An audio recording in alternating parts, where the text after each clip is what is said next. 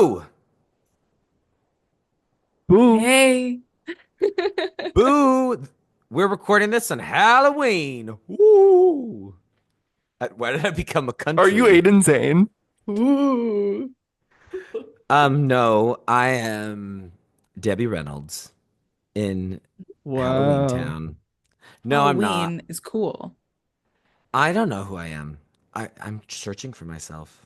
I am. I I am. am. You're a big girl I am. with big Big shoulders shoulders. Yep. and a big broad chest. Uh-huh. Uh-huh. So good. Pop Girlies, how are We we love you, doing? Nina. We We're love. doing good. I'm speaking for Maria. Yeah, in case anyone has tuned in to the life of Maria Marcus in the last couple of days, it's so good right now.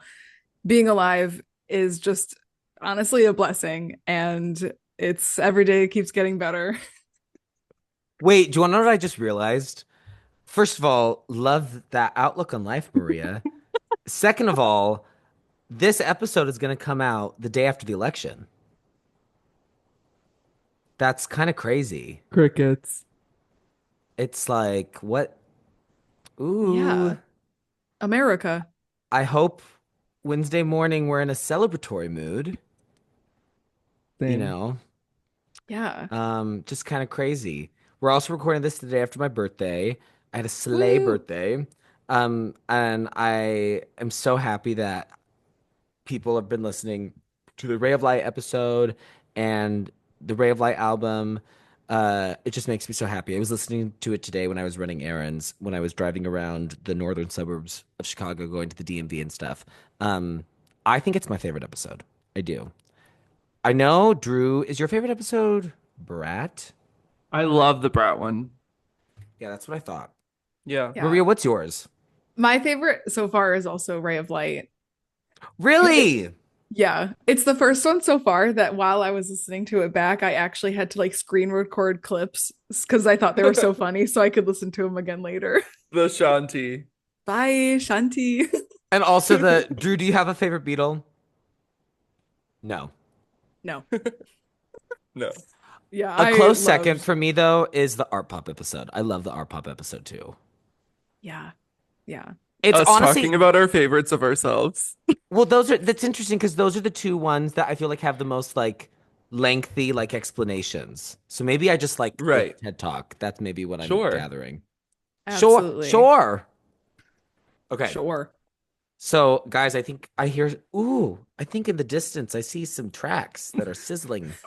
They're so hot. That is so bad. I liked it. I can smell something in the kitchen. It smells like something Yeah. is hot and It's going cooking. sizzle sizzle. Ooh.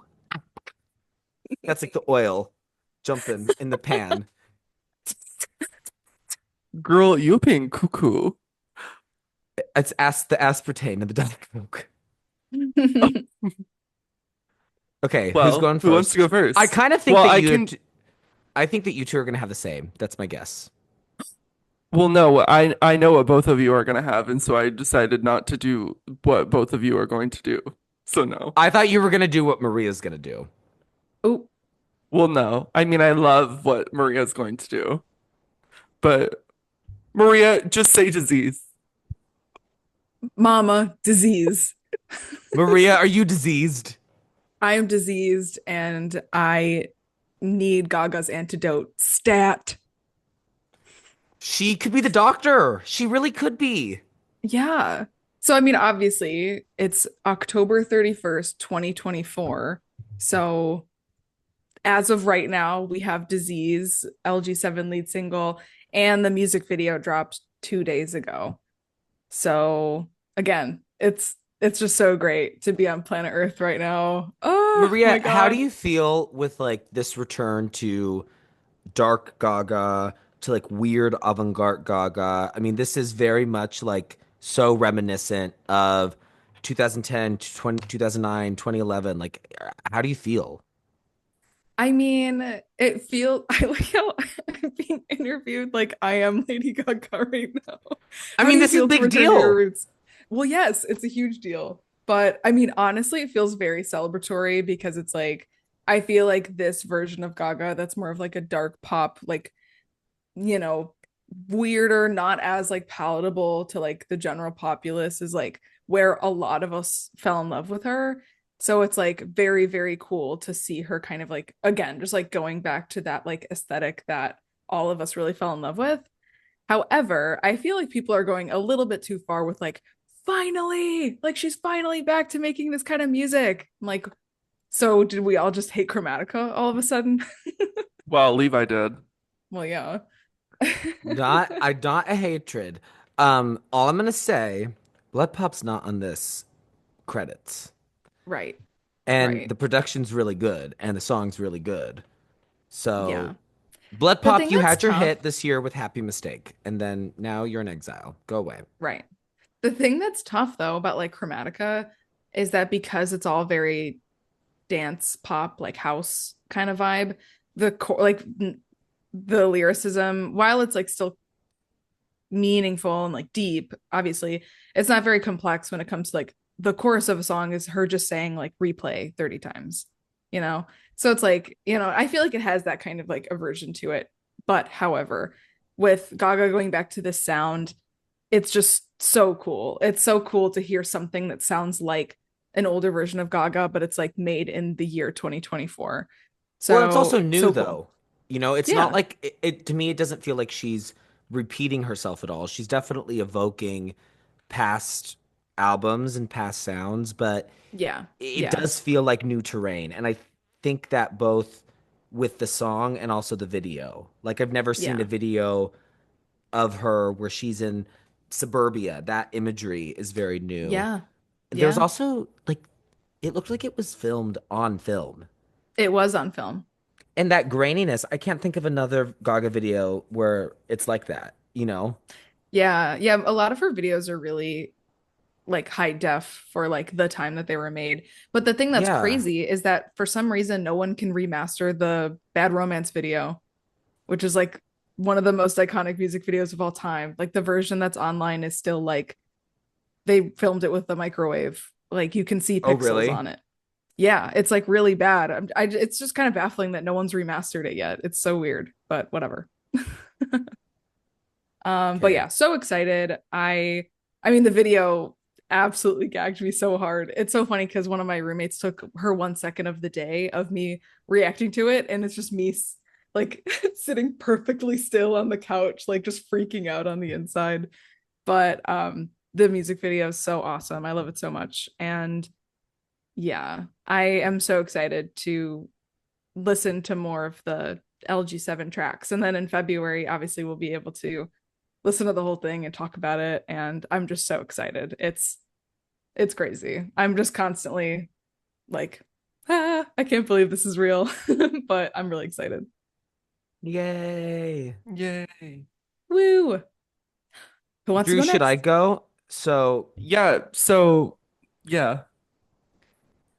Yeah. so mine's the other Queen of Pop, Addison Rae, and her new song Aquamarine. I cannot tell Mm-hmm. you the gaggery that was happening to me listening to Aquamarine. We've had the snippet for a while, and I thought the snippet was the chorus, but it's actually not. And finding out that it wasn't the chorus was so exciting. Obviously, I've been a huge proponent of Diet Pepsi, a Diet Pepsi evangelizer, if you will, a missionary for Diet Pepsi. And at the song, not the soda, no, just by the way. Take me to But church for Diet Pepsi. yeah, take me to church for Diet Pepsi. Hello, I would like to talk to you about the book of Diet Pepsi. That is what I've been doing, knocking on doors. Aquamarine, it truly is a song that was like tailor made in a lab for me. It sounds like a 90s Madonna song, which, as we know, that I like that a lot. It is basically mermaid themed, and it's all about like liberation. It's like every single thing about it is Levi bait, Levi catnip, Levi drugs, everything about it. Um, I just think that she is so incredible. I really do. I really think that she is going to be the only internet star besides Troye Sivan to actually become a legitimate musician. There's too much personality and charm and coolness and weirdness in the songs that we've heard from her to be flukes or to be made in a lab with a room full of writers and producers. There is an essence that she is bringing to these songs that is just cool and intriguing and hypnotizing. I love the video. The imagery in the video is so cool. The choreography is amazing. The production is really cool. I mean, these songs are weird. The structure in both of these songs is very unique. The structure of Yeah. Aquamarine starts with a chorus, then there's a verse, and then there's pre-chorus, a verse that's completely different from the first verse, half of the pre-chorus, and then you get like a middle eight that is the singing that was in the chorus in the background, but now it's at the front, and then you get the chorus again. It's just like it's so cool, and I love it so much, and it makes me feel incredible when I listen to it. I love Disease too, but Aquamarine is the one I've been gravitating to more just because it's a mermaid song. Like Absolutely. I've been swimming around to it. So, yeah. Um Aquamarine dive into me. I've been transforming and realigning quite a bit. And on that I note, really hope.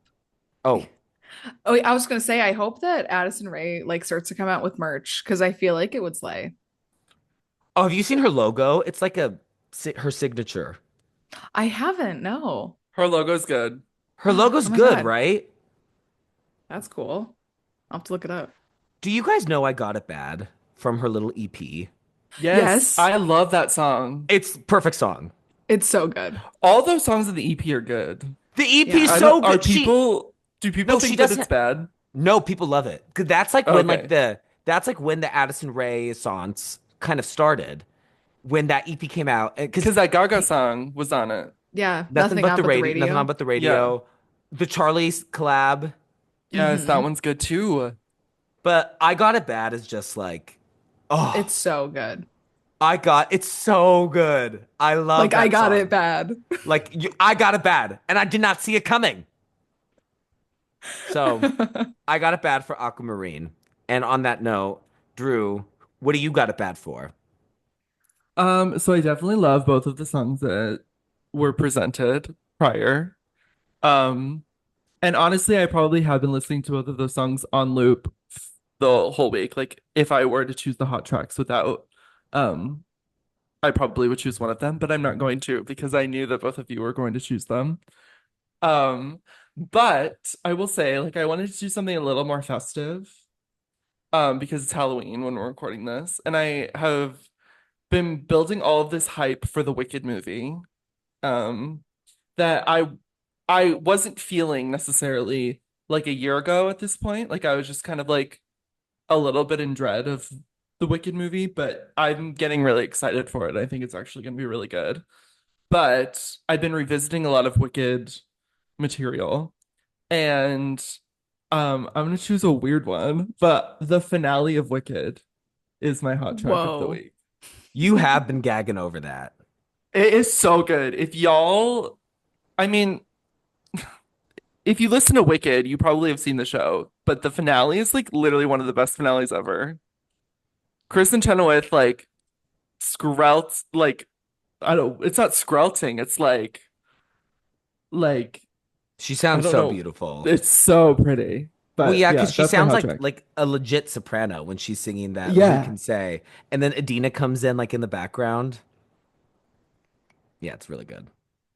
I can't believe I have to wait like a year now to see that. I do think "There for Good" is gonna be So good. gag, gag, Yeah. gag. It's gag, gag, gag, gag, gag. But yeah, I I'm do. loving all of the teasers that we're getting of the Wicked movie. I think it's actually going to be pretty good. I just really want the lighting to be this. Yeah. The lighting needs to be fixed. What is the backlighting? What are we doing? It's so Oh bad. yeah, and yeah, Like I'm so excited for the performances in the Wicked movie, but I'm just prepared for it to be visually like really bad. Which is unfortunate because the costumes and the production design look so good. Yeah. Yeah. I don't know. I'm hoping that like they color grade the fuck out of it in time for theaters, but Yeah. I don't know. I'm honestly just really excited for the performances. Yeah. Yeah. And it's like, honestly, I feel like this movie would have been a really great component. And I think it would have been a cool, like, selling point too, or like marketing tactic, if you will, for them to be like, and actually, we're doing all practical effects for this movie. I feel like it could have been totally doable. Well, didn't they try to do that? So they've done all practical sets. Like all the sets are like they built the sets. There's no like CGI for the Emerald A City. million tulips. They planted a million tulips. The problem with it though is because we knew It that looks going in, fake. and then they released the trailer, and I was like, this all looks CGI. What's the point Yeah. of building all this shit if you're not going to properly light it and it's going to be all washed out and it's going to look CGI? I don't get it. Yeah. I I'm do think telling it's gonna. you, I think it's going to be better than the trailers are leading on, though. I kind of am getting that feeling. yeah. They should have went with another director. I'm telling you. Sorry. I'm sorry. No, I agree. I agree. I'm sorry. Crazy Rich Asians, you were beloved, but I love Crazy Rich Beloved. Asians. Crazy Rich Did you guys like Asians. In the Heights, the No, movie? I didn't see it because I didn't Oh, care about it. it was sure. maybe the most boring musical movie I've ever seen in my life. Oh, And I love a musical movie. No, it was horrible. And that's when I knew I was like, he does not need to be doing Wicked. And then when he did well, it's gonna be 2 3 hour movies. I was like, oh no no no no no no no no no. Maria, did you like In the Heights? I wasn't crazy about the movie, but I had a huge moment with the show in high school. I loved it. I saw local production of it in Royal Oak, Michigan, because I was so into it, and coincidentally, they were performing it at the time. So shout out to that theater company. But loved the show. Yeah. On that note, do should we get into the album? On that note, Absolutely. yes. Okay, Maria, what are we talking about? Yeah. So, as we alluded to last week, this is the first album by a man that we are talking about. Ooh. So, yeah, well, this is a milestone for Pop Girlies Nation. And I would like to thank my two Pop Girlies in the room for coming with me on this journey of a male Oh, album. I mean, I I'm know not Drew used to already this likes kind of Hozier. chromosomes. Right, right. So, so Drew obviously does. You do today, like, yeah, Drew. I do know that. Drew Drew, does. yeah, Yeah. yeah. Drew, did I you do. listen to him at all before, like you knew that I loved Oh him so yeah, much? I'd seen him live before. Before Yeah, you. like Yeah, freshman yeah. year of No, no, college. no. I'd seen him live before you told me about it. Like Oh, you were not my initial exposure. oh, okay. Well, I was asking. I didn't want to claim to be, and okay. So Oh, yeah, I knew he was tall the house, and I knew he was the queen, honey.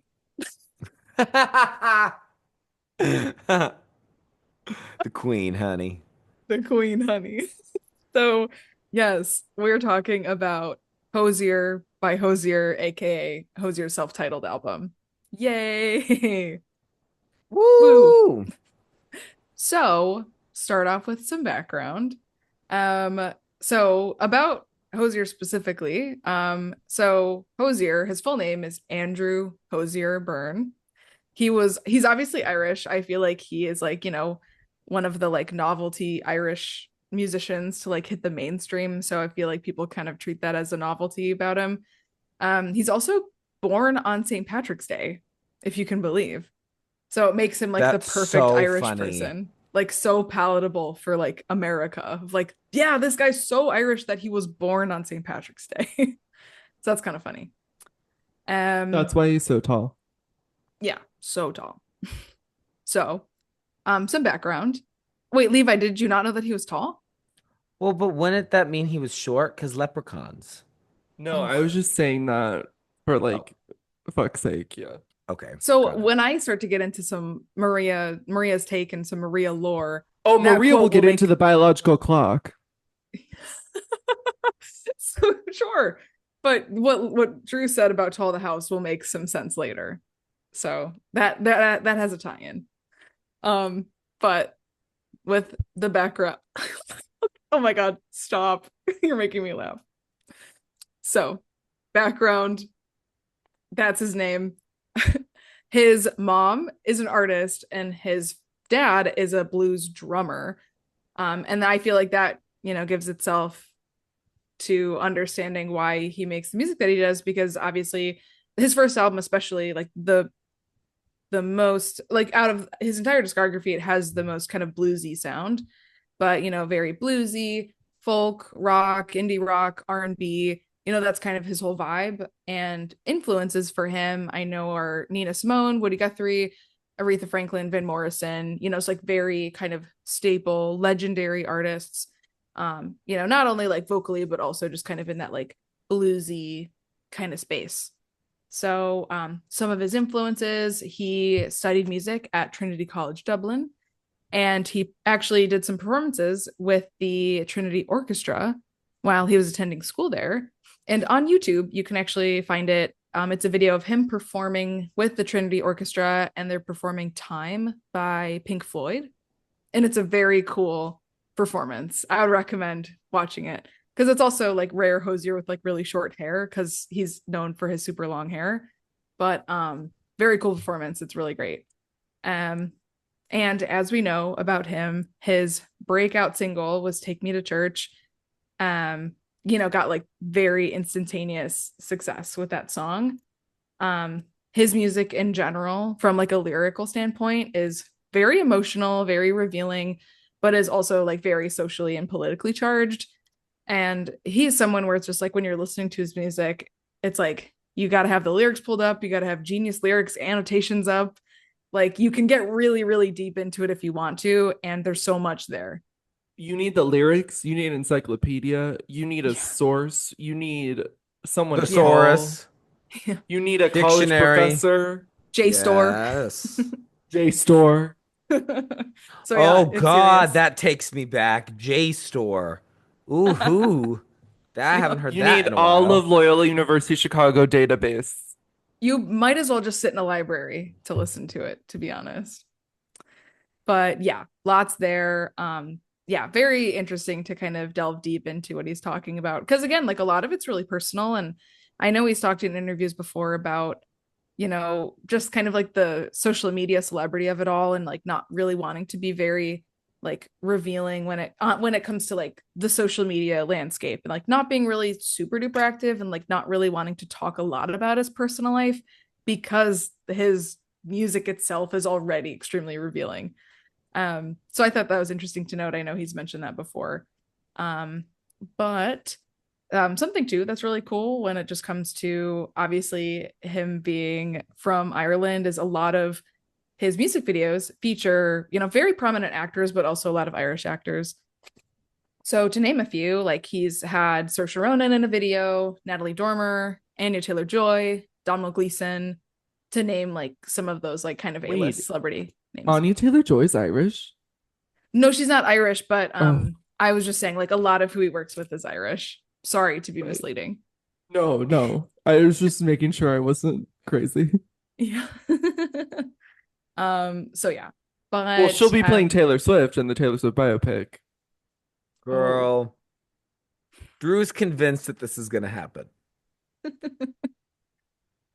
Well, at don't least see now it. we um have it documented. You do have it documented. Yeah, you've been when saying are we and preaching getting and praying for years. when are we getting the Joni Mitchell biopic starring Taylor Swift? Oh, girl, Great that was gut. question. You know that that was gutted. Oh That yeah, If wait, that she's actually singing? was gonna happen. yeah, because well, if she's gonna, Joni says if she's gonna be singing, then good luck. You know I saw who this. you know I who saw now this. I think would be good? Who Halsey. for Joni Mitchell? Yeah. Yeah, because Well, she she has did the as Joni the Mitchell song. impersonation. Oh yeah, but I don't think she really sounds like her or looks like Well, her. I know, but she looks like her in the photo. You don't think? Yeah, I guess in the photo, but I don't really think she sounds like her at all. Oh, well, I think she could. Um, I saw this tweet back to the Taylor thing because it was funny. I saw Yeah. this tweet and it said the reason why. Let me just find it. Talk for a second because the wording of Sure. it is so perfect. I bookmarked it. Yeah. Well, something I'll say too I is, I found mean, it. his, oh, great. Yeah, go ahead. Joni Mitchell took the substance and Tay was born. That's why she hates her so much. And it's kind of true. That's Yeah. funny. I love like seeing everyone dress up as like the characters from The Substance, like for Halloween. I think that's so funny. I love the substance. Have you Yeah. seen it, Maria? No. Oh, it's so But gag. when it came out like on digital, my entire Twitter feed was about The Substance. So I kind of feel like I have seen it in a weird way. You need to see But, it. I need to see it. Anyways, please get back to Hozier. Yes, of course. So, just kind of going on with some more fun background and stuff. So, I mentioned that his mom is an artist, and this album that we're talking about, his first album and his second album, Wasteland Baby, both of those two covers and all of the supplementary art in the like the physical vinyls are actually hand painted by her, which is really cool. That's so cool. Yeah. So that's fun. Another fun fact, and obviously with like Drew Fork, Maria Spoon, Levi Knife, we talk about Pitchfork a lot. Pitchfork, at least for Maria Nation, Pitchfork notoriously hates Pitchfork, and it's crazy. Or They wait, oh hate my God. themselves. No, no, no. Oh my God. Jeez. They hate Pitchfork, themselves, and that's why they do us so dirty. they hate themselves, and that's why they rate albums the way that they do. No, oh my After God. that That came Halsey out. review, they should hate themselves. Honestly, yeah. Okay, well, what I meant to say was, oh my goodness, Pitchfork hates Hozier notoriously. Like they give his albums awful reviews. And yeah, that came out wrong, obviously. But it's interesting because they've only reviewed his second and third albums, and I think they have not reviewed his first album because it would be when they have to give him a good score. And it would be criminal for them to give him a Well, bad score because on this first one. in the second two album reviews, they talk about how he's literally just repeating just everything Yeah. he did in the first album. But they're not Yeah. gonna like praise his first album. Weird. They do Yeah. that. They purposefully do stuff like that all the time. I They swear to suck. God, whenever Taylor releases something, they purposefully pick a song to review for like the tracks, one that they won't give best new track to. I swear to God, they do it on purpose. Yeah, Evil. they are evil, but we are kind of to blame because we continue to We give their read voice into it and we importance. get mad. Yes. Yeah. So We eat it really it's up. our fault. Right. Until Pop Girlies pops off to the point where Drew Fork, Maria Spoon, and Levi Knife are more important than Pitchfork, then we're Well, fine. that'll be any day. Yeah. It's inevitable. It's inevitable. So yeah, they do not like him at all. And yeah, because I think in their like little snapshot for their Wasteland Baby review, they're like, wow, Hosier made Take Me to Church Again 14 times. And it's like, well, so no, but way good for you for not giving him his flowers, but whatever, it's fine. So yeah, they don't like him, which is just like very notable in my own brain. Um, he something too that's kind of funny and like obviously kind of tying into like Levi being like, not very excited to like listen to an album by a man. He very rarely ever collabs with other men. It's usually only women. So something to note. Oh, Levi, do you remember all those during Lover era when everyone was like, we're getting a collab album, Lover, and everyone said he was going to be Yes. on False God? I Ooh. mean, that would have been a serve. Would have been a complete Serve. serve. Yeah. I bet you if the Lover collab album was a thing, I bet you he honestly would have been on it. I don't know if it would have Yeah. been False God though. That would have been cool. Have you Hey, guys heard Mon, his you need to collab calm with down. Afterglow. Well, that actually would be kind of good. Facts. I actually think he would be good on It's Nice to Have a Friend.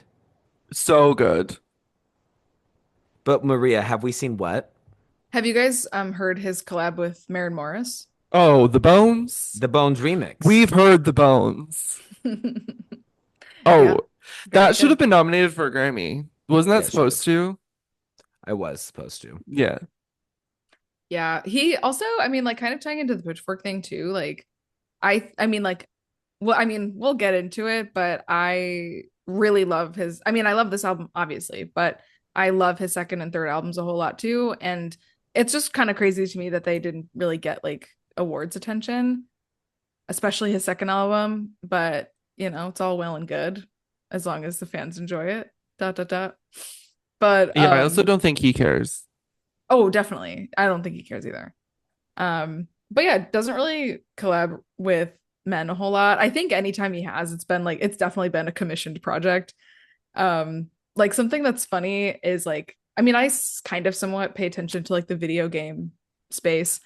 And maybe 2 years ago, I was watching the Game Awards and he did a song for God of War Ragnarok, which came out a couple years ago, and I had no idea this existed. And here I am watching the Game Awards, and then they're like, and now on stage to perform a original song for this game is Hozier.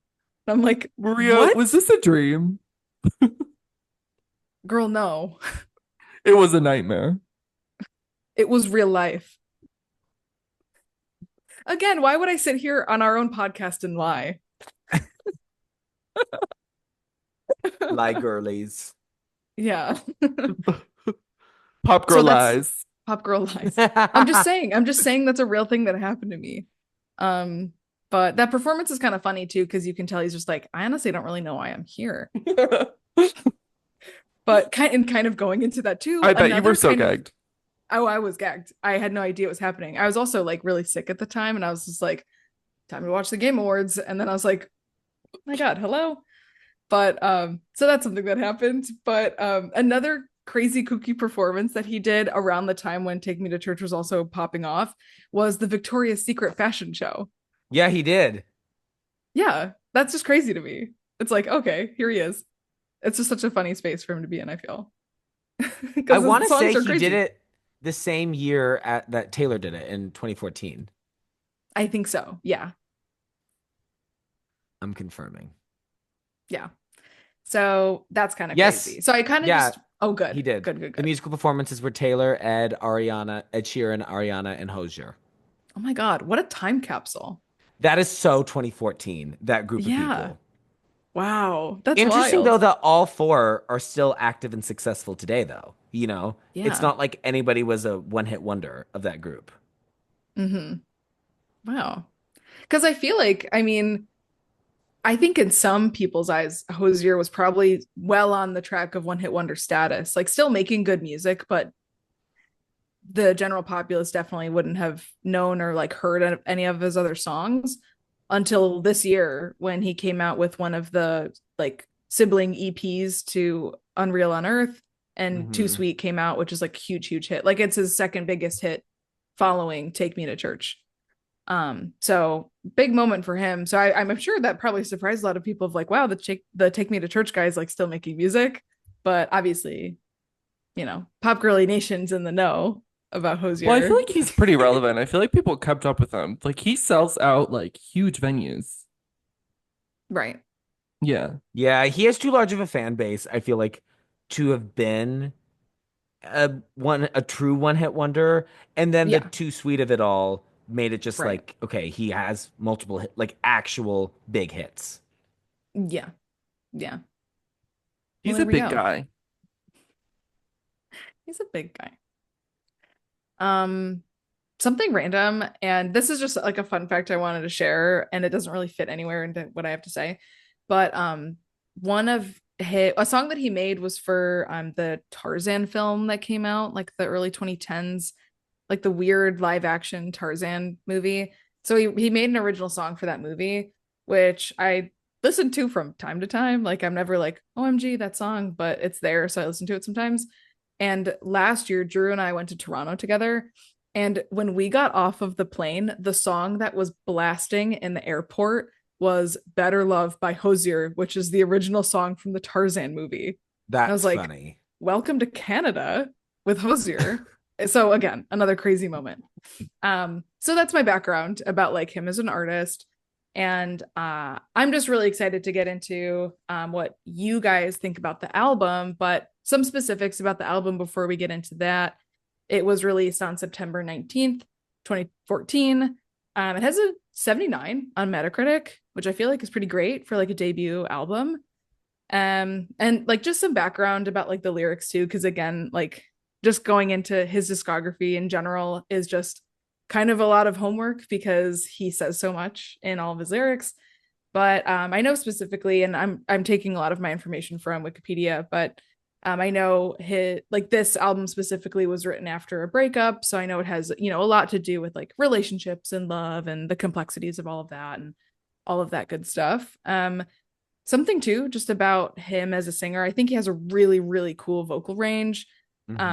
And I know like some people aren't like a huge fan, aren't huge fans of his voice in particular. Are they deaf? Right. Well, I've multiple people I know in my life are like, oh, I just can't stand his voice, which is interesting. Wow. I know. But he has a really impressive vocal range. He has like a crazy belt. And yeah, it's just really surprising like hearing how wide his vocal range spans.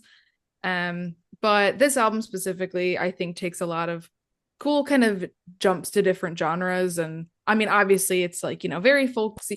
I almost knocked over my microphone. Very bluesy, folksy, all that good stuff. But also has like a lot of kind of interesting moments. Like the song From Eden, for example, has like a flamenco bridge, which kind of comes out of nowhere, which is really fun. Um, and it's kind of interesting too, because speaking about his lyrics again, I feel like a lot of the times his lyrics get overlooked and people like, enjoy the songs or, all of that good stuff, but don't really understand what's saying, which I think was like a whole huge conversation when Take Me to Church came out, because, the lyrics with that are, just kind of dripping in like hypocrisy of like the Catholic Church and religion as an institution and all that sort of stuff. And then everyone's just like, yeah, take me to church. And it's like, well, okay, are we listening? Are we hearing and listening what he's saying? Kind of thing. Something that's huge in that same conversation as well is his song Cherry Wine, which depicts an abusive relationship. And it is crazy at his concerts how many people clearly don't understand what that song is talking about and they think it's about a positive relationship and propose to their partners at his concerts to that song. Yes, I've seen a proposal to that song before. Same. The last time I saw him a couple months ago, someone got proposed to really close to the stage. So naturally, everyone around was like, oh my gosh, someone's getting proposed to. This is so lovely. And then he stopped the song because he thought someone was like, I need help. I need water. I need to get taken out of the crowd. So he was like, oh my God, you guys scared me because I thought someone needed help. And then he kind of made like a like a kind of a backhanded compliment, honestly, of like, of all songs to do it to. And it was kind of gaggy. But people get proposed to during that song pretty frequently, and it's like a trend. And it's just like people, critical thinking, critical listening, media Well, understanding, also his please. voice is just so beautiful and everything, but specifically that song, he sounds so amazing on that song. Yeah, So he they sounds probably Yeah. just, amazing. and he's also one of those people you can't really understand what he's saying. So you like really need to have the lyrics pulled out because he has that Right. accent and then he does like but no, yeah, Taylor that's also has crazy. a song like that. Enchanted is a first dance song very frequently at weddings. And Enchanted is like about somebody that you meet once and you never see again. Please And don't be in love with someone Please else. don't be yeah, in love with someone else. like I'm that's gonna what you dance with want. you for the wedding. That's what you want to dance to at your wedding. That's so It's literally funny. about like meeting somebody one time and then being like, "Oh my God, you're in love with somebody else. I'm never gonna see you again." And it's also about the guy from Owl City, and you want to dance Yes, to I was that gonna at say your wedding. Fireflies. Like, it obviously, I think the cherry wine thing is a bit more extreme, but I've always been baffled by that. It's like, girl, are you listening to what she's saying, or do you just think it's pretty? Yeah. Because it's not happy. It's not happy song. Uh-uh. So yeah, If I get crazy. married, I should have my first dance to the one that got away acoustic. You should have it too. Hey, hey. Hey, hey, hey. You missed the third hey. No, I said Oh. it silently. Marilyn Monroe in a monster truck. Camp. That's camp classic. If we want to be with a capital real K. about it, it's Camp classic. camp. Girl, I feel goofy. Anyway, Oh, Maria, I'm please goofy. continue. Well, yes. So yeah, so I was like all of us at the concert were shocked that we were actually experiencing a cherry wine proposal moment, but that was crazy. Something I also kind of to want or my God, I'm going too fast. I'm sorry. My brain is going a lot faster than my mouth is. Um, but what I wanted to say also with just the kind of fandom that surrounds Hozier is that he kind of gets like infantilized by his fans a lot. And I'm not sure if you guys have ever seen any sort of like conversations around him when people are like, because he has a lot of songs about like that evoke forest imagery, and he's from Hmm. Ireland, and he has a couple songs about like, oh, we love each other so much we might as well just like decompose together in the forest. So he has a lot of songs that evoke that kind of imagery and have those kind of stories. So he gets like forest daddy or like bog man a lot and like all of these silly things. And it's like I feel like it gets to a point where people are like don't really like um take his like music and his art for what it is, because he's again kind of like a novelty of like this like Irish forest guy, and he has long hair and blah blah blah. So I feel like he kind of becomes like a caricature, like his own fans kind of create him into a caricature at some points, and it gets to a point where it's like just really cringy. And he's even like addressed it in interviews at times, and it's just like, oh, this is so cringe that like he's even getting asked about it. It's just like, ugh, it's weird. But I just feel like that's like an interesting side to his like what people kind of can twist an artist into being, where it's like, hey, I'm actually the artist and I'm not that at all. So thanks. So I feel like that kind of parasocial relationship between an artist and their fans, if you will, can kind of just become interesting. So I kind of just wanted to bring that up because it's just, again, it's interesting. um but I kind of just wanted to, again, like there's some content about the album there, but I know, especially since like Levi, you're not as familiar with him as an artist. I know I just kind of wanted to like kind of give an overview about all of that sort of stuff. But I would love to start hearing what you guys think about the album and all that good stuff. I think that we should do Drew first because Drew knows it, and then me, and then Maria. Yeah. Cool. So, my first exposure to this album, it was freshman year of high school for me, for all of us, obviously. Um, and I remember I had known Take Me to Church, but everyone else at the time, it was the time we were doing the school musical production of Guys and Dolls. And the seniors at the time were really into like indie music or whatever. And they would all, during like our advisory hour where we had like free time in the choir room, they would always like bring their guitars to school and play like songs.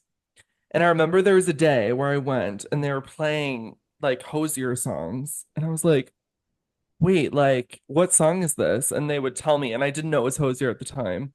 And I would go home and I was like, oh, this is the same guy who did Take Me to Church. That was my first exposure to the rest of the self-titled album. And that year I listened to it like so much in like the car and all of that. Um, but it's kind of interesting because so I had that kind of experience with it and I saw him on that tour. And then like because there was a long break in between the first and the second, right? Like 5 years Yes, probably. like majorly. Yeah, this was 2014, and then Wasteland Baby came out in 2019. Yeah. Yeah. So I like had that first kind of year with it, and then I didn't really get into him until Wasteland Baby came out, and that was when we were close friends and you were really into it. Yeah. And once Wasteland Baby came out, I really only wanted to listen to that. So I really haven't gone back to this one since like freshman year of high school. So it's been kind of interesting. Um but I've been listening to it a lot and um yeah, it's really interesting to see like where he started because his sound is so different now in my opinion. Um Yeah. and yeah, that was really all I wanted to like say on my initial thoughts of it because I really enjoy it. Just I just was surprised by um because I feel like a lot of people in media with him specifically kind of say that he's kind of only done one kind of sound. They say he's like very repetitive, but I actually don't think that at all. Hmm. I think that this first album is like a lot more um like it's a lot more like slower, like kind of I would say like more alternative and like the other things that he does leans more like kind of rock focused in a way. Hmm. Um which I think I definitely prefer the more rock focused that his newer stuff better. I genuinely do think his albums have progressively gotten better um over time. Um, so yeah, it's just really interesting how like going back to something that you thought was kind of in line with the other works of his, it's just so different to me. Um, Yeah. yeah, and the first album to me too feels a lot less conceptual. Like his Wasteland Baby and Unreal on Earth feel very like um Yeah. conceptual. Unreal on Earth, high concept. Yeah.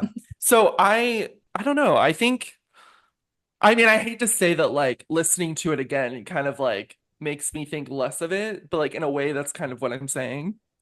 Right. Um yeah. So I don't know. It was an interesting thing because there were songs that I remembered how like I remember like from Eden, for example. It was a Yeah. song I listened to probably like 5,000 times. Like that year that it came out. I loved that song so much. Um, but I just like listening to it now, I was like, oh wait, like it's just like it doesn't take me to the same places that like his newer stuff does. Um, Hmm. yeah. Yeah, So that's that's kind of interesting. my thoughts about it. Yeah. No, that's interesting. I like hearing that you have that take. That I think that's just so interesting because before we started recording, I was talking to one of my roommates who's also a huge fan of his and loves his first album. And I was like, do you have any, like, what are your 2 cents that I can maybe like work into this since you're a huge fan? And she was like, well, my take is that an artist's first album will always be their best because it's when they have the least amount of expectation set for what their music should be. So, and maybe it's like a little bit more tailored to like him as an artist specifically because I know his first album is like very dear to her. But she's like, Yeah. yeah, he'll never do better than this first album. Yeah, I I've I don't have know. heard I a because it's very disagree. I've heard a yeah. variation of that where it's kind of like more of an explanation for why sophomore slumps happen because an Hmm. artist has pretty much their entire life to think about what their first album will be. So say you release your first album when I just turned 25, when you're 25 years old. You have 25 years to think about this is what my first album is going to be. And then you release the album, it's successful enough to warrant a second album, and then you have to release that like 2 years later. So I know that that's kind of a phrase before. I've never heard that school of thought in the way that your roommate said that. I don't Hmm. really agree with that because I'm trying to think of like albums that are debut albums that I think are an artist's best, and I'm kind of struggling thinking of that. Yeah. Yeah. Well, Interesting. yeah. It's an Just interesting. wanted I to like scare it as a. just wanted to share. I like it as a concept, and I like it as Right. something that somebody is subscribing to. But I don't know if I Hmm. really agree with that. I would need to hear more examples. Because to Yeah. me, the artists that I love, their debut albums capture their essence, but then they build upon that essence. You know, Taylor is the Taylor Swift that's writing songs today was present on her debut album, but it's nowhere near refined lyrically, musically, vocally the way that Tortured Poets is, you know? Um, and that's what a good artist does. A good artist grows and evolves, kind of like what Drew was Yeah. saying with Hozier. I think that to me is what I look for in an artist, somebody who's changing and growing and evolving. Hmm. Yeah. Preach. So yeah, and just one last thing, like that you kind of touched on a little bit, but like see Hoser live. Like if he's ever playing in your city, like go. He's amazing. Yeah. Um and if you drink, you should drink at the concert because he sings for like so long. His set lists are like so long. Yeah. Um yeah, and there's no like I mean, I guess when I saw him that first tour and then I saw him for Wasteland Baby. Hmm. And he kind of just like There's no real production with his shows. He just kind of sings. Um, so yeah, recommendation for that. But yeah, Yeah, if I he's ever in your city and you're interested at all, you should go. He's amazing live. yeah, I will say when it comes to like him live, the that's I because like yeah, he never really had like a whole lot of production. And like at most it would be like maybe something's projected onto like a curtain behind the band or something. But with like the shows that he's been doing for Unreal and Earth, it's like low-key kind of a whole production. There's like a lot going on visually in the background. And something that's also interesting is that there's a moment, like there's some point in the show where they have a line set on the stage that comes down with like roots that are upside down because the imagery of the album is very earth and dirt and trees and roots and whatever. So like there's a moment where there's like more imagery that appears on stage and like set pieces and stuff. And I was like, I remember seeing that show and being like, wait, since when are we The doing label forced productions? him to do that 100%. Yeah. They were like, we cannot do any more Park and Bark, sir. So Like yeah, just literally wanted to his add set that. lists, he also I love, he never like I mean rarely like all the songs you like, he will do in the original keys live and Yep. sound just as good. Like he's Yeah. amazing. And he always changes up the set list. It's like never the same show to Yeah. show. Yeah, he's So amazing. So yeah. yeah. Yeah. But yeah. Well, thanks, Drew. Yay, Of course. Drew. Levi time. You're not thinking about Hey. our boy. Well, I've been thinking about this boy. Ooh. Ooh. That was a pivot. So, yeah, I mean, it's no secret that I don't really listen to a lot of male artists. I do listen to some. It maybe has been exaggerated a bit. Like there are a few people I listen to, but generally it is very true. It's just not something I gravitate to. I think a lot of the times female artists just tend to be more vulnerable and introspective in their music because I think generally women are more vulnerable and introspective as people, and that's what I like. Hozier definitely is the kind of male artist though that I think that he has those qualities. And so yeah, I've always thought that he's really talented. Obviously, Take Me to Church, huge moment. Uh that was a great song, great, loved it back in the day. My radio station also always played Someone New, which is such a fun song. Love. Uh they played that song all the time. And so I looked it up. I was like, was that song a huge hit? And like it wasn't. So it was kind of interesting because I was under the Yeah, impression that's that it weird. was. They played Mine it always played work all. song. Oh, that's I Really? never heard that song. I never heard that song Oh, before you've listening never to the heard work album. song before? Had never Oh, heard it. wow. No, I my had radio like station always played that. I think I'd heard Cherry Wine before, but like not in a setting where I'm listening to a song intently. I think maybe like I've heard like a friend play it on guitar or like heard it like in a social setting. So nothing where I would actually know. And then I'm very much aware of him as a cultural figure.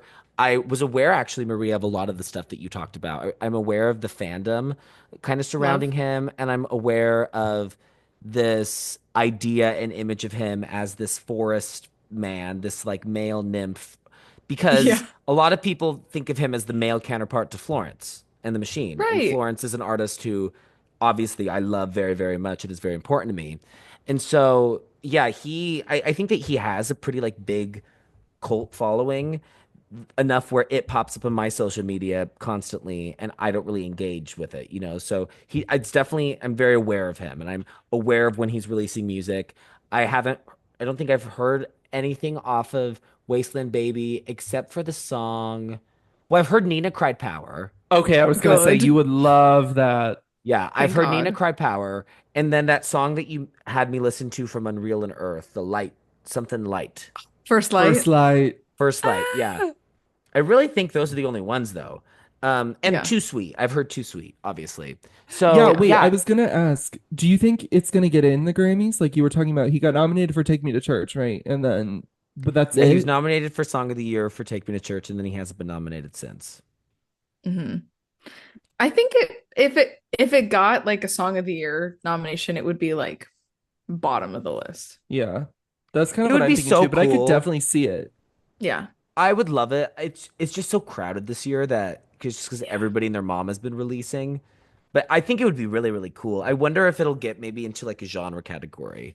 That would be cool as well. It would be cool to get to have him get recognition. And I was really happy when he had that commercial success moment. I mean, I'm always happy whenever an artist that like is not a cookie cutter pop star or rapper or whatever, somebody who's doing something different or unique gets that kind of success because it doesn't happen all the time. And it's really cool that he did it in a way that he's not compromising himself or his sound or what he wants to do. So, yeah, I have a lot of respect for that. So, listening to this album, I was actually really excited for it. Uh, Maybe contrary to what my groans and moans have been about having to listen to a man, because it is something. This is the first time I've listened to an album on the show that I didn't know, at all. Yeah. And I'm gonna pull up my notes because I have a list of notes. Uh, I mean, overall, I really, really enjoyed it. I really, really enjoyed it. I think it's just really good music. Yeah. I don't really understand the Pitchfork hatred. I think that is Yeah. I don't know what the fuck he did to them, but that doesn't make sense to me at all. So I'm have a lot of thoughts that I'm not really going to say them in any specific order. So I'm going to kind of just figure out how I want to say it. So definitely to me, this album kind of is the melding of two worlds. This really feels like a combination of blues and folk songs. I definitely think I was drawn more to the folkier songs, and I think that's probably because that's the genre of music that I like more out of those two. I like a lot of folk music. Uh, Blues isn't really a genre that I have an attachment to or really a history with. And so I think it's an interesting combination. I definitely think his voice is suited to both really well. And he uses his voice very differently when he's singing in those keys.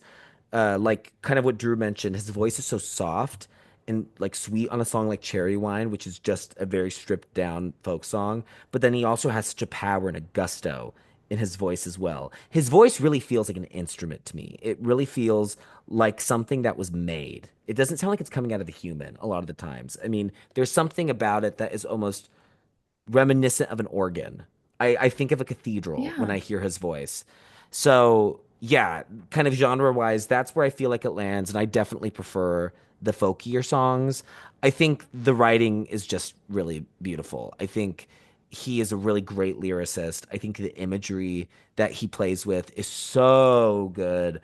I think that the songs are dense without being pretentious or overstuffed. I think a lot of times when people are writing dense songs, I think they can overwrite songs and they're stuffed too much with details that it bogs down the songs. There are a few moments on the anthology of Tortured Poets where I feel that way.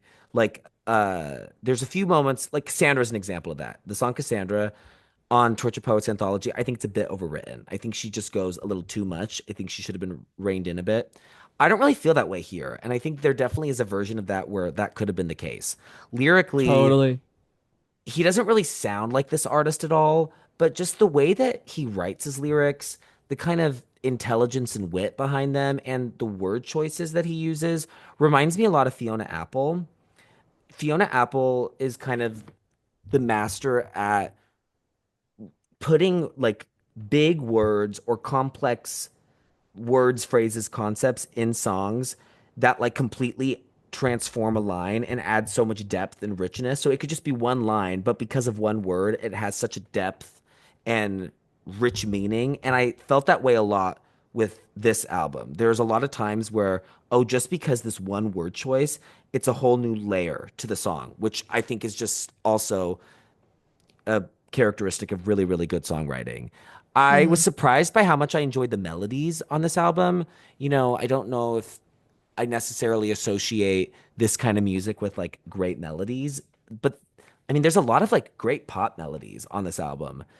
I think that I noticed kind of the way that he writes songs a lot is he uses like strange melodies or offbeat minor chords in the verses. The verses don't really feel familiar in the way that like a immediate song does. And then the chorus is almost always hit instantly. Like he's always kind of taking us on like a weird road in the verses, and then it's like we're like going around a corner, and then when the chorus hits, it's like you see the horizon. which I thought was really interesting. Two examples that I wrote down of that were In a Week and Sedated. I feel like that because In a Week, like the verses are kind of weird. And then the Yeah. chorus comes in and it's so lovely. And then Sedated, yeah, the verses are very dark and minor. And then obviously the chorus is dark as well, but it's so melodic and it really kind of hits you instantly. So that was something that I noticed that I just thought was really interesting. I think that there's a few pacing issues with the album. I don't know if I love the way that the track list is organized. I don't know. I haven't come up with what my solution to it would have been, but I feel like quite a bit of the album like lumps these kind of sounds together. I think an example of that is the first few songs to me feel very blues inspired, and then we get like a whole bunch of folk songs. And I think towards the end there's a little bit of more mixture, but I would have enjoyed I think a different version of this track list because there are moments where I was struggling with songs and I kind of had to think, am I struggling with a song because of the song itself or because of where it came in the track list and like what came before it and the mood that has been established by the songs that came before. So I don't know if it's my favorite pacing wise. That was something that I kind of noticed. Additionally, going back to what I was talking about with his vocals, I prefer the softer style of singing that he does because going back to something Drew talked about, I really lose his diction when he's belting and when his voice is really powerful. I have a hard time understanding what he's saying, and the lyrics are too good for you not to understand them. Like it I think is a disservice to how phenomenal of a lyricist he is if you can't understand what he's saying. So that just was something that I was like, "Oh, I wish that I could understand what he was saying more."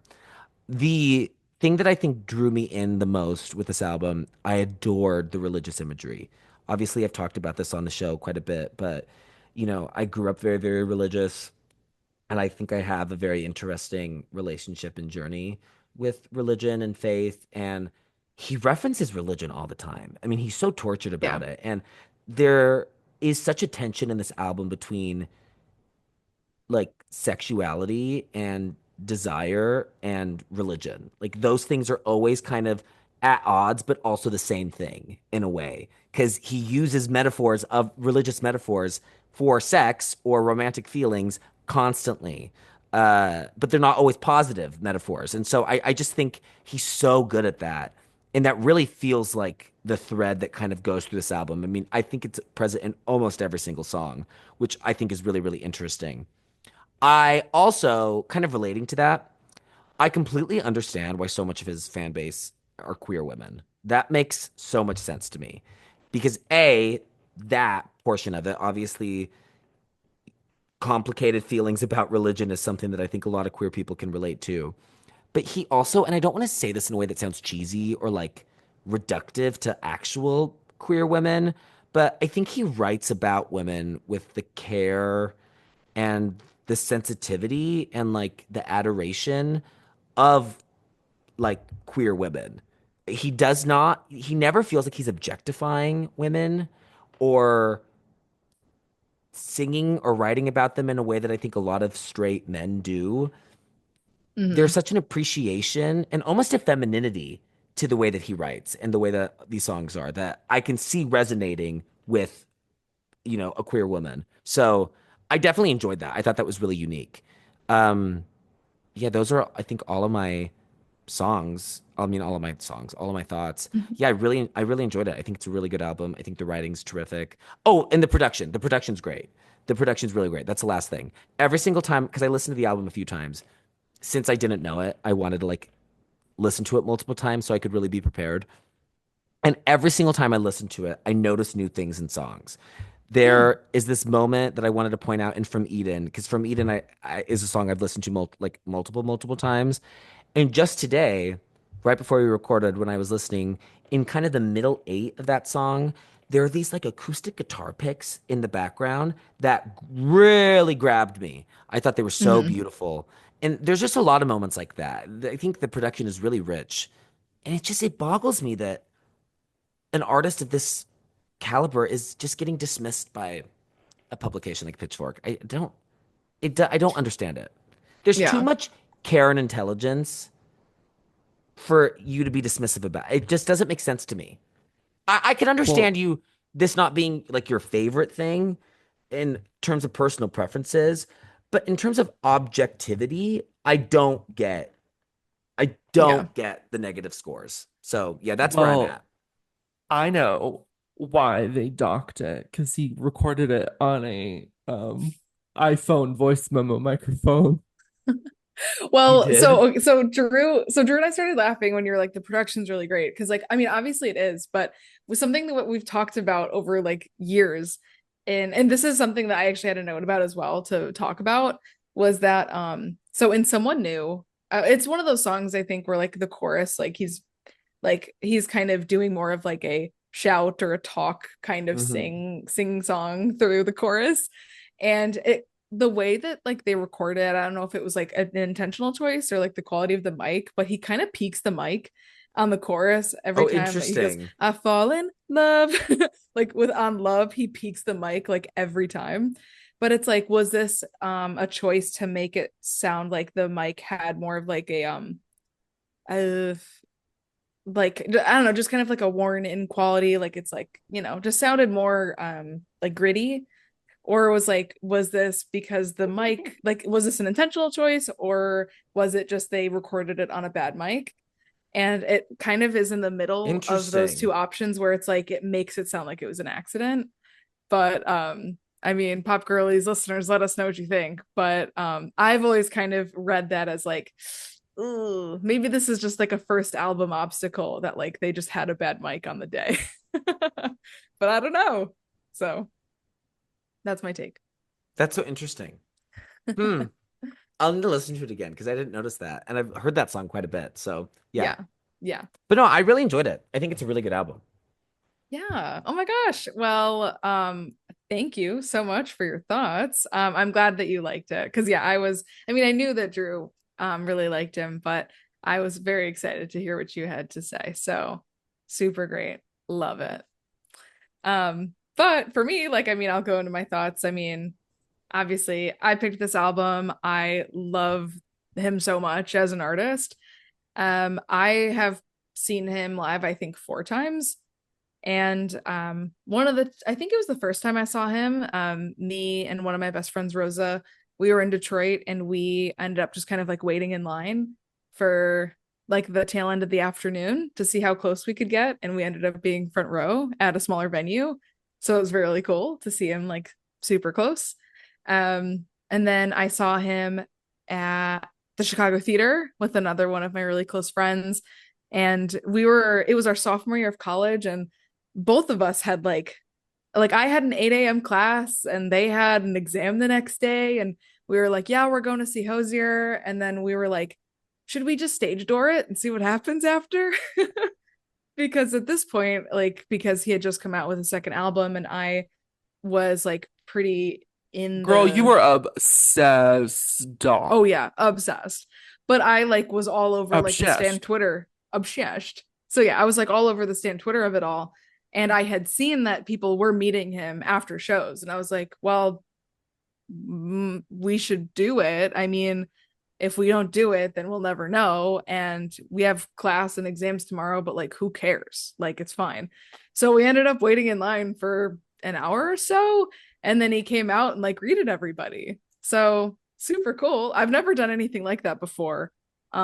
So that was super fun. Got to give him a hug and be like, hey, I love your music so much. So that was super cool. Just kind of a novelty thing to do. I don't know. I don't think I'd ever do anything like that again, but kind of a fun thing to do in the moment. So that was a really great experience. But as far as like me getting into his music once it was starting to come out, it actually took me a little bit to like listen to his first album in full. Like I think like when it had come out, I hadn't actually listened to the entire thing, but had basically been exposed to almost the entire thing one way or another, whether it be like his tracks that got like radio play, or one of my older brothers actually I remember would listen to or play his music quite a bit when we were in high school because I didn't have a car yet. He would have to drive me around everywhere. But through that experience, I mean, really grateful because I got to spend time with him, but also got to kind of just like soak in whatever he was listening to music wise. And I remember like he would play Sedated like all the time in the car. I don't even know if he remembers that, but I remember it very vividly because I'm like, those were like core moments for me of like, oh, this is what Dominic's listening to. Like I have to get on it because he's like listening to the coolest stuff. So that was just like kind of a fun experience for me, like getting to be exposed to music in that way. But yeah, loved it when I first like ended up kind of like starting to really listen to the whole thing and like really pay attention to him as an artist specifically. And this album as a whole, I just really love listening to it and kind of treating it almost like a storybook or like diary. Cause like as I kind of mentioned before, his music, or excuse me, his lyrics are very like revealing, very emotional. It's like very like, yeah, like these are like it's just kind of my thoughts and feelings as a person. So I kind of enjoy listening to it and treating it like, oh, this is like very much a real window into the life of a real person. So I think it's cool that, you know, his lyrics and what he's talking about and the imagery is like very introspective, very uh like tangible kind of, and a lot of the imagery that he evokes is like very earthy. It feels like cliche to be like, yeah, of course it's earthy, but like it's earthy. So I just love that quality to it. um but something interesting too, and like kind of just a reflection like on myself. So I feel like I started listening to him around the time when it was kind of getting like shoved down my throat of like, well, pop music isn't deep. I know we kind of talked about that on the Sarah Bareilles episode a little bit of like, oh well, pop music is pop music, so there's no way it could be, you know, like deep or like good on a critical level. And I feel like I kind of started to, I had that in my brain a bit of like, I think it's like I'm like 14. Maybe it's not cool to listen to pop music anymore. I don't know. I feel like I had for some reason gotten on that wave a little bit. But luckily, this guy came around because, you know, he has some pop moments on this for sure. But, you know, a lot of it is, again, very indie rock, very bluesy. I love the moments on this album where it's like tonally everything gets like very sinister. Like In the Woods Somewhere, I love the imagery on that song. It Will Come Back is also a really cool one. Sedated again. And then I love the storytelling in a Week a lot. So love that kind of vibe. But yeah, I think this kind of hit around the time where I'm like, oh no, I think maybe, you know, I'll get judged if I'm listening to pop music too much. So kind of just maybe a nugget of Maria lore there. Oh, and actually, speaking of lore about myself, what I wanted to mention again as a tie-in was when I had met Hozier after that show, I texted Drew right away. And the first thing that he sent to me was he tall, the house? That was when the house was like what everyone was Yeah, you saying. just punctuated everything by saying the house. And for some reason that just got you. Oh my God, I laughed so hard. So hard. But yeah, had to share that. I'm glad I And of course remembered. we have to mention like Brittany Broski, our queen, Yeah. who Well, it's just so funny because, like, you know, within the last year, influencer Brittany Broski, has come out with her own podcast. And it's just been fun to listen to. And I know obviously Drew listens to her podcast as well, because there's just a crazy overlap with like the things that she likes and the things that I like. And I feel like literally we the have same human. same It human, like have similar same senses of brain. humor. And so it's just funny that like she has such an infatuation with like Hozier's art, as I also do. And it's just like, yeah, same person kind of moment where it's like, oh my God, why are we the same? So yeah. And like Drew's Zoom background on our Zoom as we're recording is when she got to interview him before a music festival for a video on her channel, which is like very funny. But yeah, that's also a fun little moment. But yeah, something I'll also say is that I mean like this, I love this album, of course, but it's not my favorite of his. And something in general, it's like my what I don't super duper love sometimes are his like more pop leaning moments.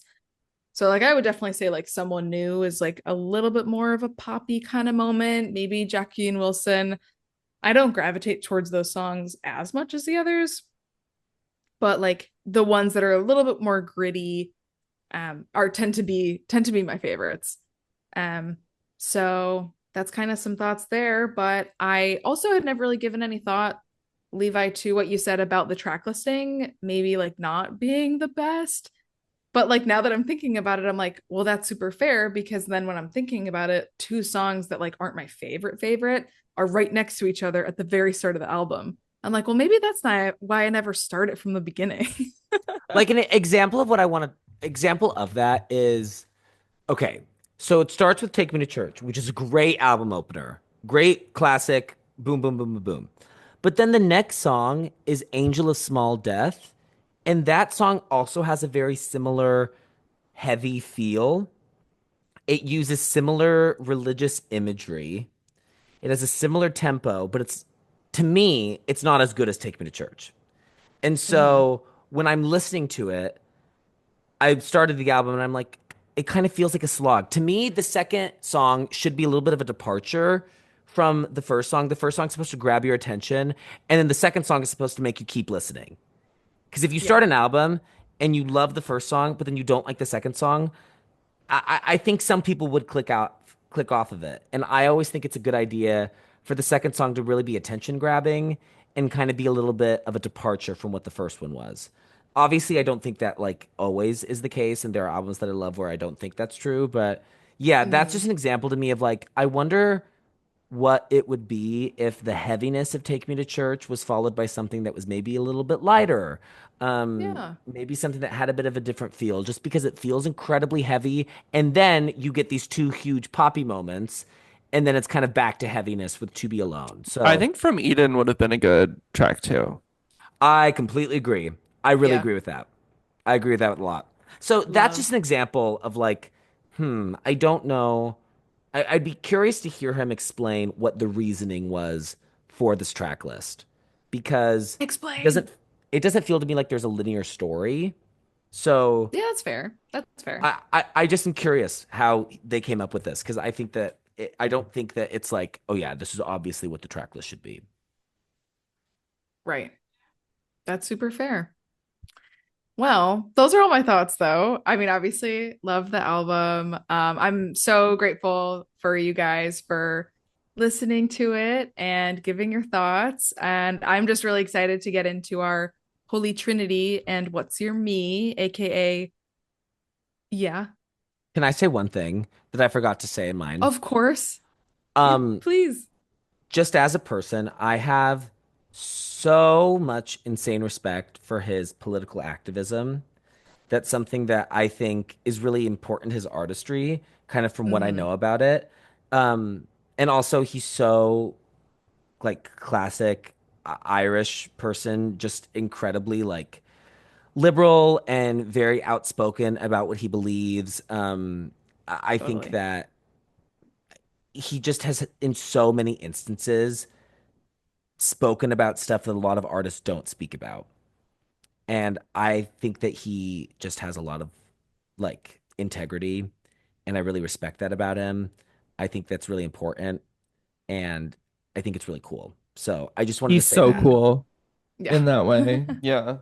Yeah, very admirable as like a person who doesn't let their celebrity, Get in the way of what they believe. waver. Yes. So Exactly. down to earth. Yeah. Yeah. 100%. Well, thank you. Yeah, thank you for adding that in as well. Yeah. Slay Super Hozier. super integral part of him as like a public Yeah, figure. So, it would have felt wrong to do a whole episode and not mention that because that does feel like so integral to both his image and the stuff that informs his artistry. And I'm guessing that you see yeah. that maybe a little bit more in Wasteland Baby, just from like what Yes. I know, like Nina Cried Power, and like that song is Totally, very much totally. a political song. Yeah. 100%. Yeah. Okay, Cool. so now is it me time? Yes. So yeah, Yes. so let's do our Holy Trinity and What's Your Me, which in case any new Pop Girlies listeners are tuning in now, that's our Holy Trinity is our top three songs, and then our Me is our least favorite song, namesaked by me, Miss Taylor Swift. The worst song So that's ever been alive. so yeah. So Drew, would you like to go first?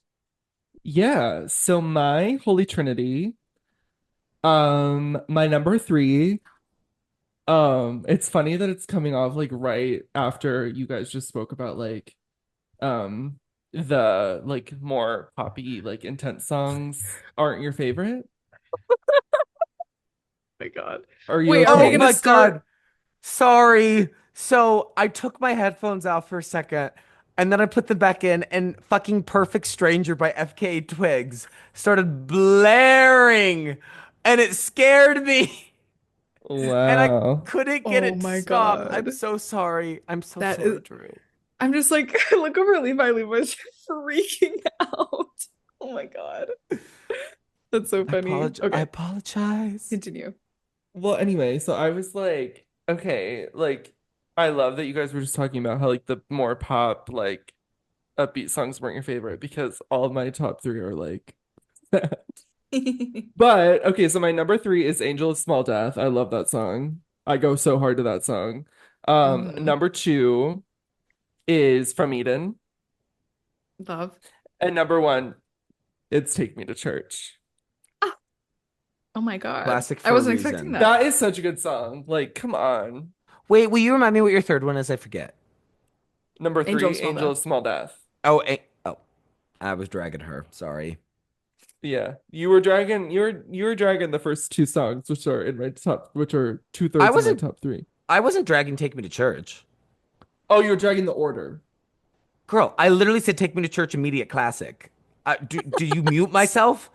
I literally was Yeah, you I muted. was I was dragging Angel of Small Death because it's not as good as Take Me to Church. Nope. Sure. Church, yeah. Girl, accusations and lies. So should I do my me too? Or no? Do it. Okay. My me, and I feel like you guys are also gonna hate me for this. It's in a week. I don't really like that song. That's okay. It's okay. Okay. That's okay. What isn't connecting about I think that it's for you? boring. I think it's Well, that was I rude don't then. it's a skip for me. Like yeah. Like it's not that I don't I would never choose to listen to that song ever. His stuff is so big and I feel like that song is just like okay, like do we need it?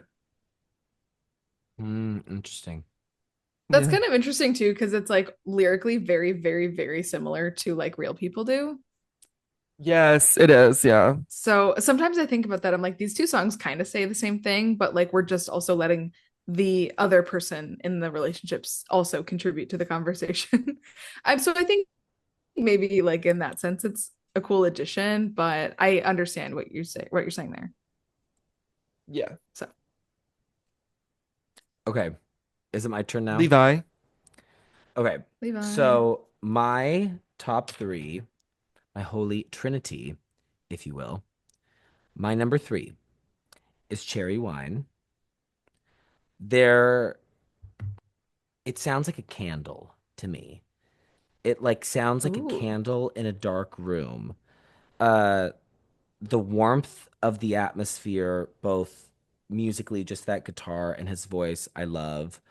Uh, the imagery is incredible. The songwriting is incredible. The kind of juxtaposition of his voice and his melody sounding so sweet, and then how horrific what he's talking about is, but also how beautiful the lyrics are. Like that central lyric is so gorgeous. The blood is rare and sweet as cherry wine. That is so beautiful, but it's also devastating, but it's also beautiful. I think that's really, really great. My number two is also from Eden. Love From Eden. From Eden is incredible. Love the melody, love the religious imagery. I love this like contradictory feeling that I think the song is about. Like it's almost seductive, which I really like, and just the lyrics are so good. And then my number one is like Real People Do. It feels so Oh, haunting to me. I have written down it sounds like a ghost or an echo. It sounds like something ooh. ethereal almost to me. Again, the tenderness of his voice I think is incredible. The softness of the production I think is incredible. And then the last thing that I have written down is it feels like something old or ancient. It feels like a song that has almost been passed down throughout the years, which I think Hmm. is really beautiful. I love that about it. So yeah, that's like easy number one, like very far ahead of the other two, which I love both those as well. But that's an easy number one for me. Yeah. What's Ooh. your me? And Oh my gosh. and then my me, girl, I was so bored to be alone. Oh, Oh no. Oh I'm no, we might gagged. have a repeat of Ray of Light. oh, sorry. It just I was bored. I was so bored. It I didn't like the melody of it. It's so long. Yeah, It it's like loses the my interest. yeah, it's the Really second loses my longest interest. song on the album. I really felt the length of it. And I've tried to listen to it multiple times, just be like, maybe I'm just not getting what he's putting down. Because obviously I never listened to a song wanting to hate it. And I don't hate Hmm. it, but I just am really bored by it. I think that if maybe there were more dynamics within the song, I think it would maybe be different, but it just kind of feels like it starts someplace and then it pretty much always stays in that vein. Yeah, So yeah, girl, I was bored. that's fair. But I love that. I'm guessing you love it, Maria, based on your reaction. And I love Well, that yeah. for you. Yeah, Okay, well, Maria. yeah. So my top three, my holy trinity. Number three, Angel of Small Death. Love. That Two, song live also is like insane. yeah. Like you literally feel like you're levitating. Yes. Literally. And Sorry. then so number two, also, I mean, that kind of goes into like what you literally just said that I was going to mention about how I think a lot of the like my like love for a lot of these songs also stems from like how awesome they are to experience live. So like number two is To Be Alone. Right. So Right. no, for sure. Yeah. No, I love that song so much. I think it's so cool. And it's like I a lot so like I mean so many of his songs are so fun to sing along to. Also, fun fact, I auditioned for an a cappella group in college and I sang Yes. to be or no, I sang From Eden You sang from and Eden, yeah. I slayed it and they didn't let me in. So Boo! Boo. ooh, I helped you practice. yeah, because we would go to the And practice I rooms. think I'm the one who told you to do a Hozier song, if I remember correctly. Whoa, Nostradamus. Because I think you were gonna do something else. Like I think you were gonna do something more like a song like by a woman or something. And then I was like, Right. girl, you literally love Hozier. Like because it was Yeah. right when Wasteland Baby came out. I was like, girl, you Yeah. gotta do a Hozier song. And then you Well, sounded so good. thanks. Well, I'll say too. So, like, I auditioned that time, didn't get in, and then I went to audition again, and then I was like, "Ugh, whatever. I know they're not going to let me in." So then I sang Million Reasons. I also remember that. Bro, it was That's bad, so funny. so bad. But I was like, It wasn't whatever. bad. You did a good job. Well, thanks. But yeah, I was like, honestly, whatever, guys. You're giving me a million reasons right You now walk to in let in you full go. Joanne garb, Don't pink call I me am hat. Joanne. Gaga. Call me Hi, my Joanne. name's Joanne. Imagine you just change your name to join the Yeah. a cappella group. I'm Gaga at Coachella. Hi, my name's Joanne. So yeah, It all comes uh, back to Gaga. there's some memories there. But number one, it will come back. Does anyone remember Mm. it? Yeah, it's from the deluxe, right? Actually, no. Oh, okay. Well, then maybe I don't remember it. Which one is it? It It will was come back. it was Levi. It was kind of boring.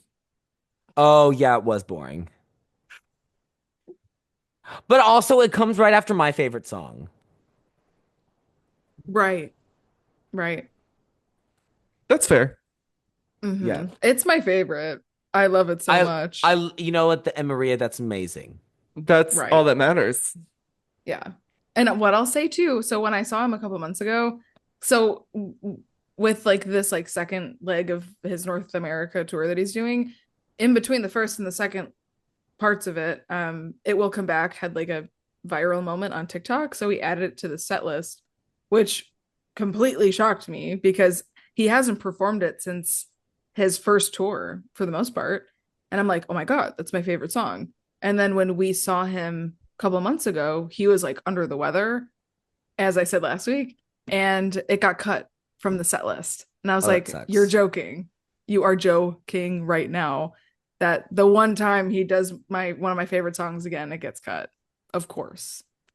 But Damn. hopefully I get to hear it live someday. But yeah, that one's my favorite. Absolutely love it. And then my me, it's we're gonna have another controversial moment, but I just never really choose to listen to it because it bums me out. But it's cherry wine. Oh, I see that. I mean, it's beautiful. Like it is beautiful. it's But just too I'm like, sad. oh, man, like this is it's gonna bring me down a little bit. But I I love mean, that though. obviously I love it. And I never like fully avoid it. I mean, if I'm listening to the album, I'm gonna hear it. But I'm never like, let me start it here. Yeah, I guess if that that's makes fair. sense. That's But really fair. obviously love. So yeah, those are all my tracks. So we can get into our Cool. Slay. Get out utensils. the utensils. Okay. Drew Fork, what's the fork feeling? So I had a hard time kind of rating this one because I love his other album so much, but this album is really good. His other albums though I would rank like a lot higher. Um, which kind of sucks that I have to like I don't know, but purely off of vibes, I'm gonna give it an 8, solid 8.0. Nice. Okay, solid. Maria, Yeah. dipping the spoon. Spoon. So I am very much on the same philosophy as as Drew. Because I'm like, I love his other albums, I think more so than his first one. I mean, even though I love it a It just got lot, better. it just keeps getting better. But with that, and I'm also just like having an internal struggle of like being too generous with my scores. So I don't know. Maybe we revisit. But what felt right in my soul was 8.5. 8.5. Yeah. My philosophy on that is I don't believe that like there's only like a finite amount of something that like is quality. And I know that like Drew, like for you, like aren't like tens only like your like few favorite albums of all time. Yeah, I mean, I think my philosophy with it though is like a 10.0, those albums should all kind of be on the same level. Um, and that's I think about it like each score, like I kind of compare the other things that I rate to similarly, Hmm. like if I loved like this album, like kind of like Blessed Unrest, for example, like it would like if I were just ranking it purely based on vibes, it would be a 10. But like since since the only other albums that I would rank a 10 are like my all-time like top three favorites, I wouldn't probably rate it in that sense. So that's Yeah, why I probably would take it down a little. got it. Yeah. Fair. But that's kind of my philosophy around it. Okay. Nice. Is it Levi time? Yeah. Yes. Leave a Uh, knife when Levi. It's a Levi That's knife. funny. Funny. Um, yeah, I was struggling with this one as well. I was really struggling with this one as well. I'm looking back, kind of. I've been trying to compare it a little bit as well, Drew, with what I've given previously. I think I was maybe a bit too generous with my Harlequin, uh, with my heart. But that's also because, like, in the moment, I was feeling so high on it. what But I did you think give it? I gave it a 7.9, Oh, and I just I think that know. like it Now, just what did I give 143? 7.9. You gave that the same score as our pop. Well, okay. Since we haven't finalized, I'm bringing this one to, I'm gonna give it a 7.8. Hozier. Hosier, yeah. I was gonna 7.8, go. final answer, lock it in. I was gonna go with 7.9. That was, I think, was gonna be my take. I think there's so much quality here, and I think it's so good. I just think that like there's a bit too much. There's a bit too much moments where I think the pacing could have been improved, and where the songs kind of lost me for it to justify being in the 8 or 9 range. But the songwriting and the quality of music is so good that I don't think I can justify anything lower than like a 7.9. So that's what I'm kind of comfortable with right now. Yeah. We're all like in the Love. same kind of range. Yeah, we're all, and it And makes sense Maria's that obviously the stan. well, yeah, and so it makes sense that hers is higher. But I mean, also compared to what I'm guessing you would give, will give Wasteland Baby and Unreal and Earth when we get to them, like I'm Oh guessing that yeah. those are going I to be a lot mean, higher. Girl. Queen, Girl. honey. The queen, honey. okay, well, should I say what we're doing next week? Well, real quick, I Yes. just want to say, so our average, I want to start doing this. Our average of the Pop Girlies, our average score is an 8.06, which is good. That's Okay. a good score. That's a good We score. listen to good music, We listen to good music. Good music, honey. honey. And on that note, So Drew, next what are we week, doing? so this album is one that I thought we were gonna do when we did the Bless and Rest, but then I just wasn't ready to do it. I don't know why.